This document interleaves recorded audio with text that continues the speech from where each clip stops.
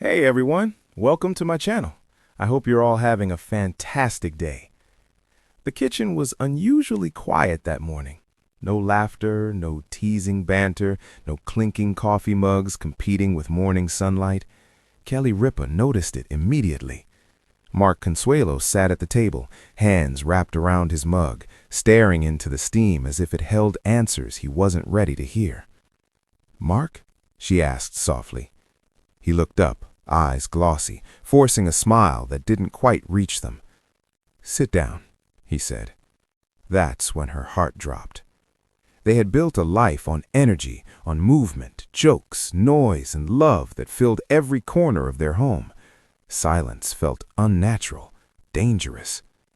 Mark took a deep breath, the kind that trembles on the way out. "I didn't want to scare you," he began, "but I can't keep this to myself anymore." Kelly's hands tightened together. Years of live television had taught her how to stay composed, but this wasn't a studio. This was her husband, her partner, the man she had grown up with, grown old with, though old never felt like a word that belonged to them. "I've been having tests," Mark said quietly. "Doctors were concerned about something they saw. They used the word cancer." The word landed like shattered glass. Kelly's breath caught. For a moment she couldn't hear anything else, just a ringing in her ears and the echo of that word repeating in her mind. Cancer. Fear rushed in uninvited, carrying images she didn't want, futures she refused to imagine. "Why didn't you tell me sooner?" she whispered, her voice breaking. Mark reached across the table and took her hands. "Because I'm terrified," he admitted. "And I didn't want to watch that fear show up in your eyes before I had answers." Tears spilled freely now. Kelly leaned forward, resting her forehead against his knuckles. The strong, unstoppable woman millions watched every morning suddenly felt small, vulnerable, human. "You don't get to protect me from this," she said through tears. "We face things together, always." Mark nodded, his own tears finally falling. "I know. I've always been the strong one, the guy who lifts everyone else. This time, I don't know how."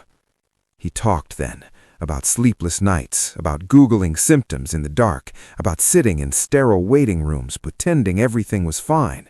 He confessed how every ache felt louder, every silence heavier, how he'd smile on camera, joke with friends, kiss Kelly goodbye, then wonder if something inside him was quietly changing everything.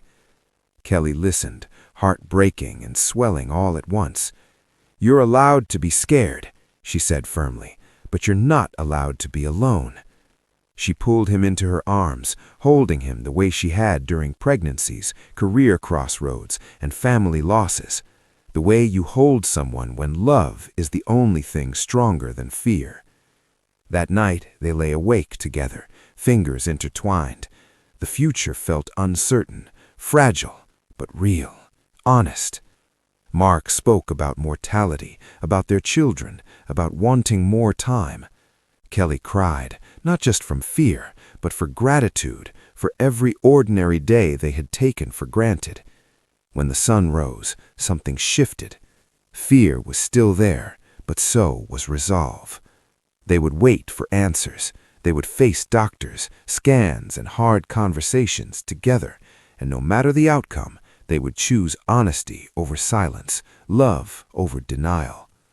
Days later, when Mark finally spoke publicly about his health scare, his voice cracked, but it didn't break.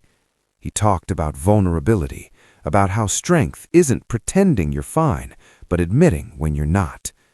Kelly sat beside him, eyes full, hand never leaving his knee. Sometimes the greatest love stories aren't about perfect moments, but about standing together when life whispers the word you never wanted to hear, and choosing, still, to hope. Broken Heart, Red Heart.